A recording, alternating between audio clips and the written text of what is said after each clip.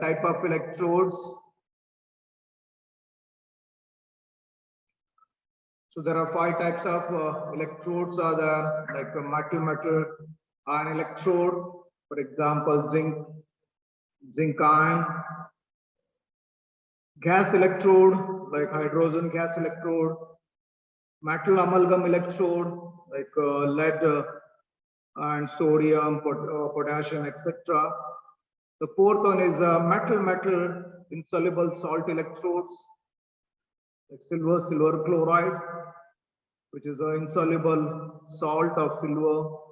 And the 5th one is oxidation reduction electrode. So these are the 5 different types of the electrode we had studied. Now the question is what is electrode potential, and then how to determine the electrode potential that we have to study. Okay. Now, what is a electrode potential? This is a 2 marks question.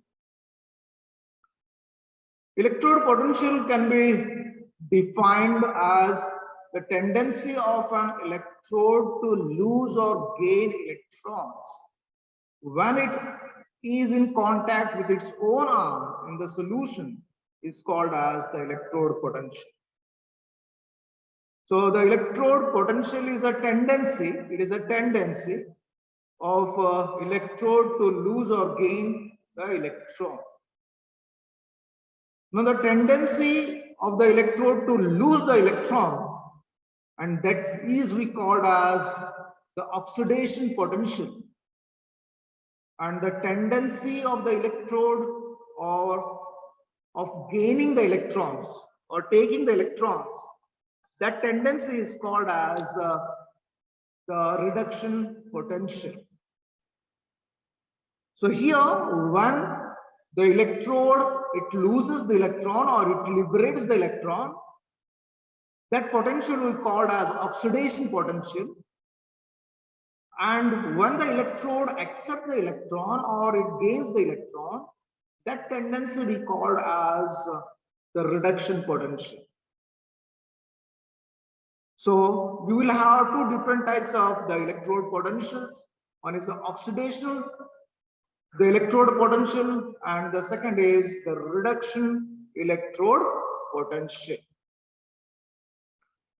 Now this is the 2 important type, because later study we are using this many times. That is oxidation potential, reduction potential, and so on. But the definition as for 2 marks, it is a simple the tendency of the electrode to lose or gain the electrons when it is in contact with its own ion in the solution is called as the electrode potential. Now how to determine the electrode potential? How to determine the electrode potential of the single electrode, or how to determine the electrode potential, or sorry, of the potential of a cell. Both can be done by using the Nernst equation. Small derivation, actually you know that these derivations generally I used to do it on a board. Now I'm not using the board, I'm just telling here itself. Okay.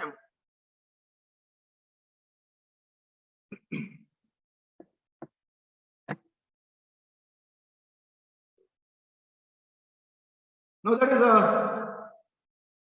consider a simple electrode reaction. Simple electrode reaction where A and B gives C plus D.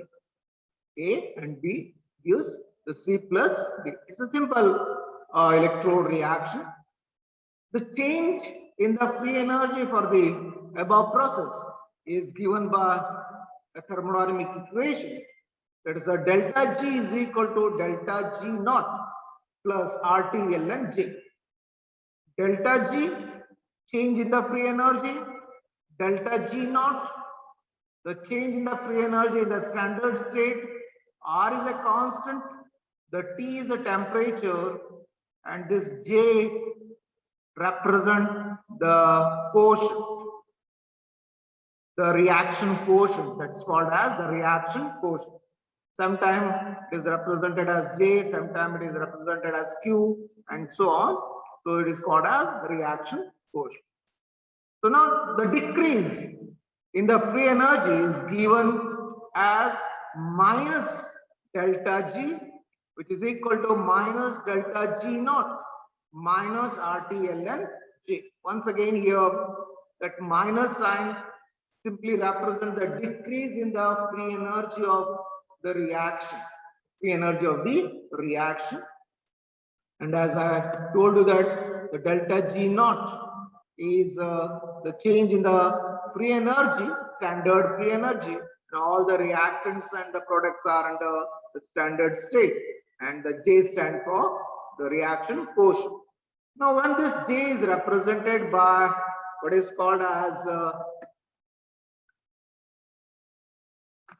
okay, activity A, though substituting the value of J, then we can write like that minus delta G, which is equal to minus delta G naught minus RT ln activity of the reactant divided by the activity of the product. So this is the reaction. AB gives the CD, and this is represented in terms of the activity. Now, E is the EMF of a cell in volts, and the cell reaction involves the passage of N Faradays. Means here N is the number of electrons. N, small n, is the number of electrons which is exchanging in the chemical reaction, and F stand for Faradays, and that is totally N into F is called as the coulombs. N into F is called as the coulombs. Now, the electric work done by the cell is equal to NFE volts coulomb. Hence, the decrease in the free energy of the system can be given as, now as because earlier it was there what is called as electrochemical cell. Electrochemical cell generally we called as a device in which the chemical energy converts into the electric energy, and such a device we called as the electrochemical cell. Now here also a chemical reaction is taking place in the cell, and because of the chemical reaction the decrease in the free energy takes place, and this free energy is now converted into what is called as the electric work done, which is equal to NFE, that is called as volts coulombs. Now, minus delta G is equal to NFE, and minus delta G naught is equal to NFE naught. Now, from equation 3 and 4, this is the equation 4 and this is the equation 3. Now, if we just replace these delta G and delta G naught, then what we are getting here is NFE, which is equal to NFE naught minus RT ln into activity of the product divided by the activity of the reactant. Now, if you just take this NF common on the other side, then that is E is equal to E naught minus RT by NF. ln activity of the product divided by the activity of the reactant, where E is called as EMF, which is equal to E naught, called as the standard EMF of the cell. R is constant, T is temperature, N number of electrons transfer or taking part in a chemical reaction, and this F stand for Faraday. F stand for Faraday, and then the activities of the reactants and product. Now, for all the practical purpose, these activities are represented or replaced by the concentration, and hence this is what given, where E naught is the standard EMF of the cell and so on. Now, when this is given, the activities are converted into the concentration, then we write that E is equal to E naught minus RT by Ln, concentration of C, D, concentration of A and B. That is equation 6. These equations 5 and 6 are called as Nernst equation. Now, these are the theoretical equations by which we are in a position to calculate the EMF of a cell. Now, the same equation, when you applied for the electrode, then this E becomes the electrode potential and E naught becomes standard electrode potential. So, the equation is same. The equation is same. Either this equation, the Nernst equation, is applied to a cell or a single electrode. It is depend. It is depend where we are using this equation. So based on that, we are getting that. We are getting the different values. So when you use it for the cell, that this E become EMF, electromotive force of the cell. When this equation is applied to a single electrode, then this E become the electrode potential. Electrode potential. Okay. So this is the importance of this equation, because this is the common equation which we can use for both simultaneously for a cell as well as for a single electrode. Single electrode. Okay. Now, by converting the base to the 10 and other values, now you can see that E is equal to E naught minus 2.303 RT by Nf. Substituting these values here, okay, by substituting the values, R is equal to this, the T as 298 and F, the coulombs, I think 96,500. Then you can write that E is equal to E naught and these all values, and later on it become very small value, that is E is equal to E naught minus 0.0591 upon N log C D, concentration of the C and D divided by concentration of A and B. So this is the equation which is used for all the practical purpose. Practical purpose means for calculations.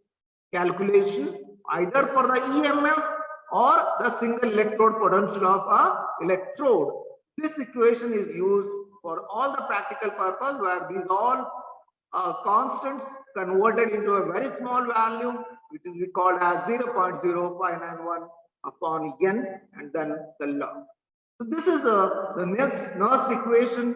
Important, as I said, that this is a one equation, but we can use this equation both in case of the calculation of EMF as well as in the calculation of the single electrode potential of an electrode.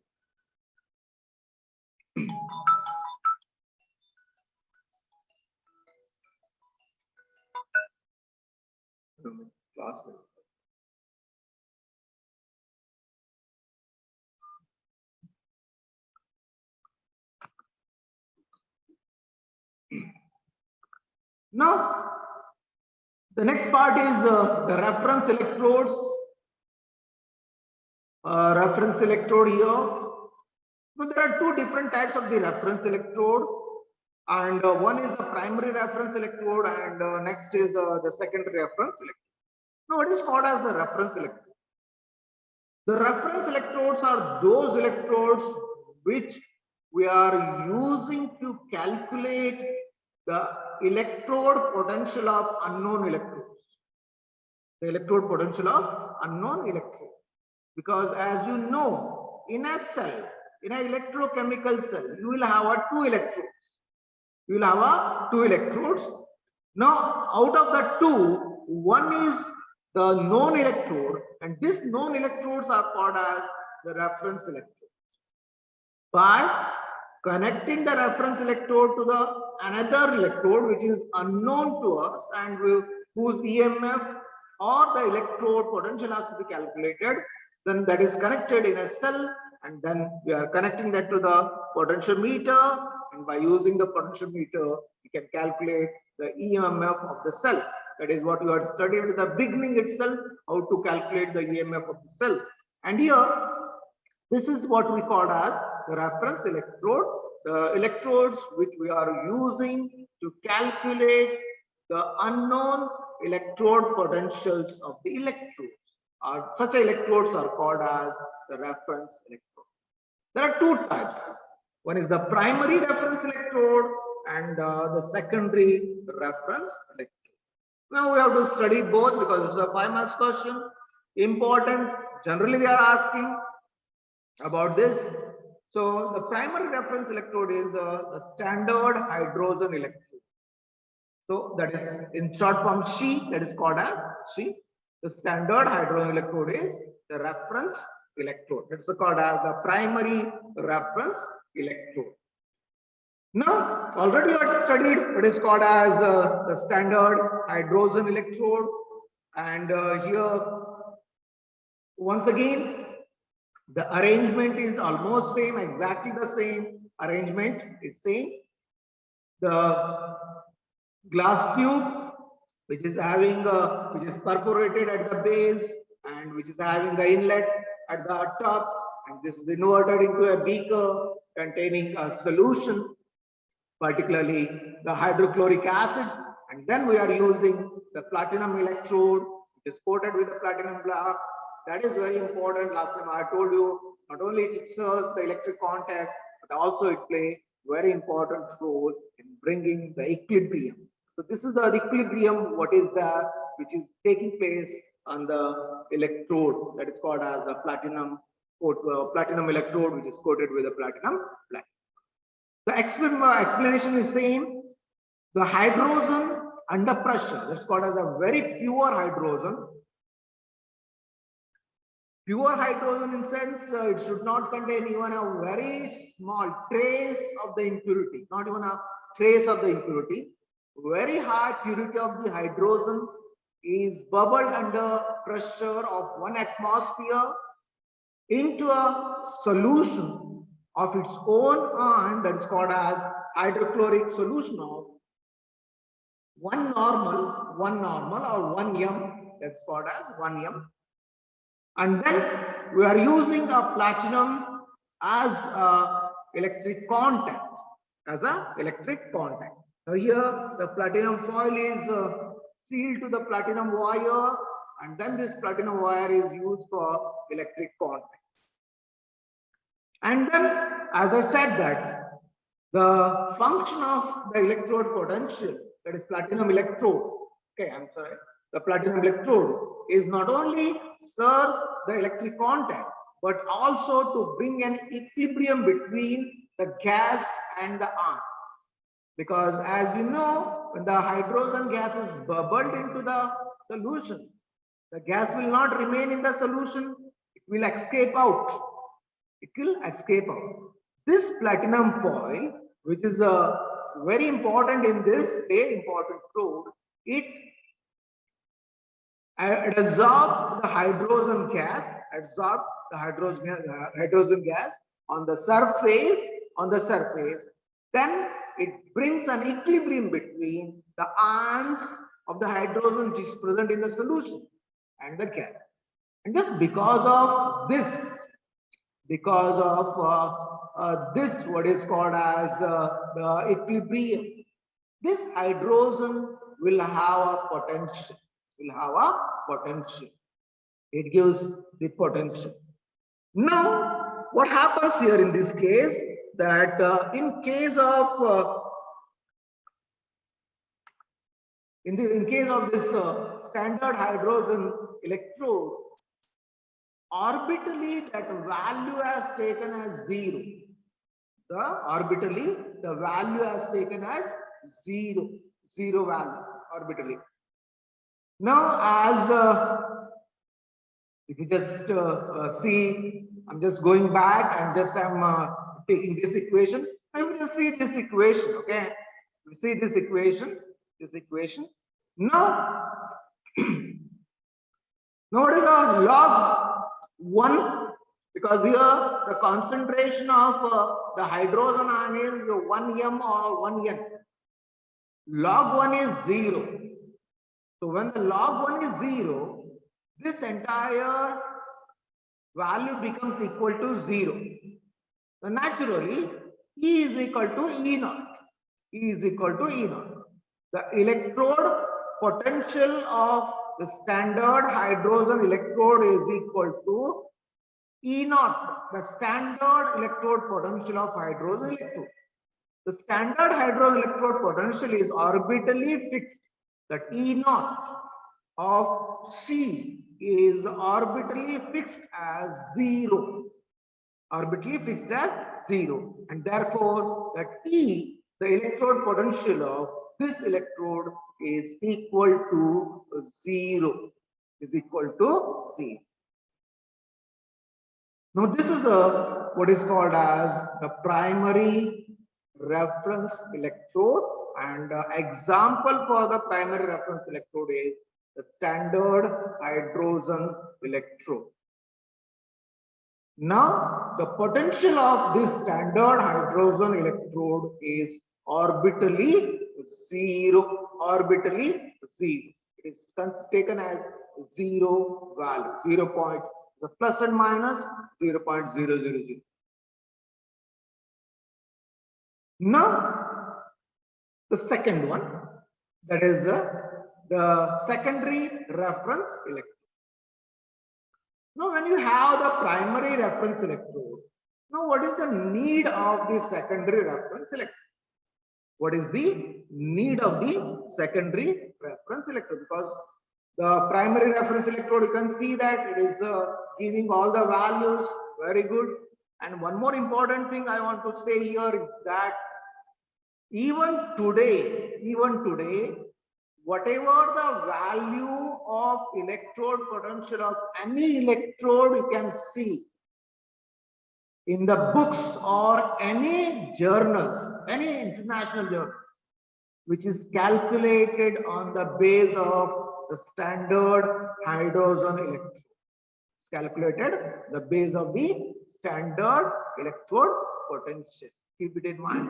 Very important that any value you can see anywhere, and that value is calculated by using the standard hydrogen electrode.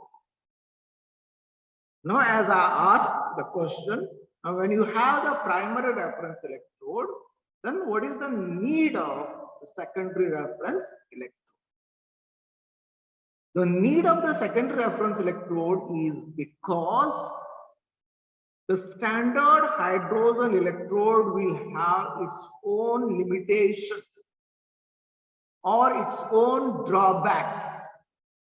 The first important thing is that, as I said at the beginning, that this hydrogen must be highly pure. Highly pure means it should not contain even a small trace of impurity. Even a small trace of the impurity is present in this hydrogen gas, then naturally that will destroy or that will disturb or that will completely destroy this platinum electrode or platinum foil on which this equilibrium is taking place. This reaction is taking place. And if this reaction is not taking place properly, then whatever the potential that hydrogen electrode will give will not be equal to 0, it will something else. So this is the one important condition. The second thing is that we have to maintain the pressure exactly 1 atmosphere throughout the experiment. It is not that easy to set such an arrangement in our lab. Now, for example, we have our lab. It is not that easy that we can set this arrangement. It is very important to get a so pure hydrogen. Second, it is not that easy to set up The pressure of the hydrogen has is remained 1 atmosphere throughout the experiment. And one more important thing is that the hydrochloric acid what we are using, either it is one normal or any other value, particularly one normal you are using, it also must contain zero impurities. Zero impurities. So it is not that easy to set up the hydrogen electrode in the labs like our labs and many other labs, because it is expensive also, and also it is not that easy, as it is not that easy to set up and it will have its own limitations. Definitely we must need one more reference electrode which we can use it very easily, very comfortably, and we can use it anywhere in the lab, and we can use it for a long period without giving much extra attention. And that's what we call as the secondary reference electrode. The secondary reference electrode is this is the secondary reference electrode, which we called as the calomel electrode. Calomel electrode. The calomel electrode is the one which we are using in our lab, but not this type, because this is what we actually used when we are in a degree. When I was in degree, I had used that. This is okay. This type of that. At that time, it is a lot of work we have to do to set up this electrode, calomel electrode. Nowadays, as you know, everything is electronics, so you can get very what is called as inbuilt the calomel electrodes. Directly, you can dip it and you can use it. Now, what is the calomel electrode? We can see the calomel electrode contains the mercury. Very high purity of mercury is used here, and above the mercury we will have a paste of mercurous chloride, and then what is called as a solution of the KCl is filled. KCl is filled. This is the glass electrode, glass electrode having two arms. One is a side arm here, and another is inlet from which where we can add what is called as the solution. Then you can see that a glass tube, and the glass tube is sealed with a platinum wire which is dipped deep into the mercury, and then this is connected for the electric contact. So the function of this is only for the connection, the electric contact, nothing else. So the calomel electrode contains mercury, the high purity of the mercury, above which it is contained the mercurous chloride, a paste of the mercurous chloride, and then a solution with of the KCl, either it is 0.1 normal, 1 normal, or fully saturated. Then it is closed, fixed, and then we have to use this as the secondary reference electrode.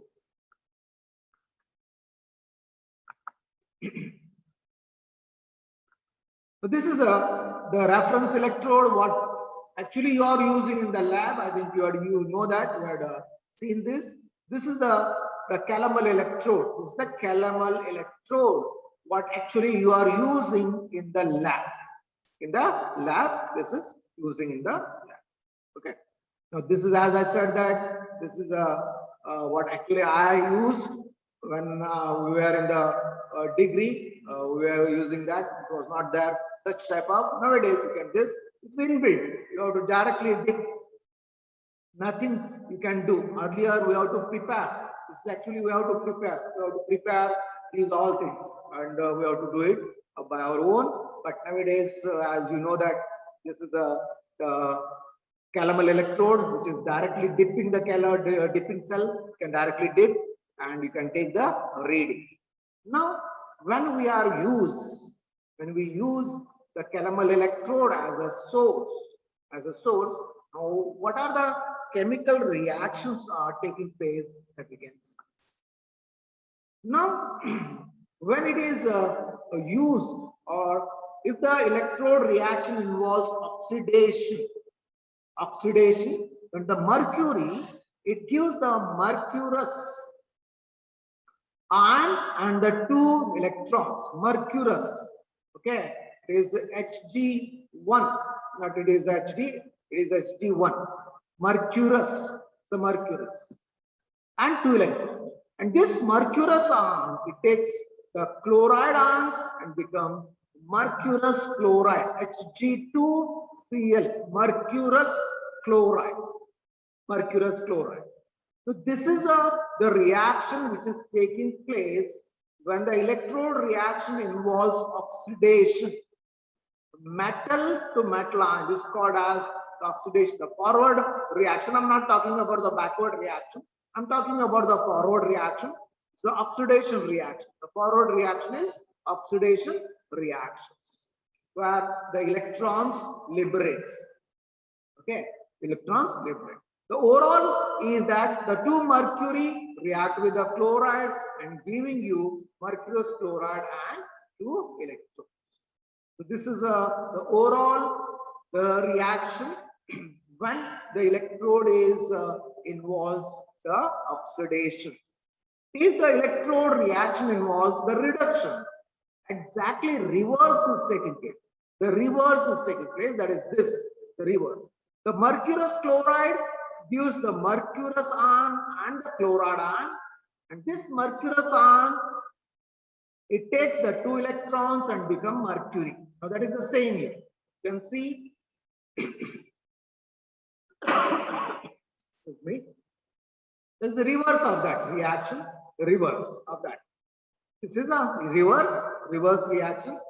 The mercurous chloride gives mercurous ion and the chloride, and the mercurous ion takes electrons and give the mercury. Now this is the mercury. The overall reaction is the reverse of this reaction. Reverse of this reaction. Mercurous chloride takes the two electrons and giving mercury and the chloride. Mercury and the chloride. So this is called as the reversibility of an electrode. Reversibility of an electrode. Whatever the reactions you are getting when the oxidation is taking place, the same reactions gets reversed when the reduction is taking place in the cell. That is what I had told you at the beginning, that your mobile phone having a cell which is reversible in nature, and because of that reason, when you charge it, you are getting charged. And when you remove that and use it, the charge goes on, decreases. That is called as the forward reaction is taking place when you use the cell in your mobile, and when you apply the charge, the reverse reaction is taking place and because of that reason, you will get what is called as the charge for the cell. So this is what is called as the reversibility of the cell. Okay. Now this is the representation. Okay, mercurous chloride and Kc. This is called as the representation of a electrode. This is very important because every time you cannot draw the figure. You can't draw the figure in every case. We cannot draw the figures every case, but we can represent by symbolically, and if you represent symbolically, this will tell you every story, the entire story. This representation of the cell tells the entire story of the calomel electrode, and hence in the next course of study, this type of representation play very important role, because we don't draw the figures, we will just represent the electrode symbolically. will represent the electrodes symbolically. We don't use it. We don't use or we don't draw the figures, but we represent like this. Represent like this. And this is a very, very important. Now, this is the potential. Once again, remember that this is the electrode potential of the calomel electrode, which is also determined on the hydrogen scale. On the hydrogen scale.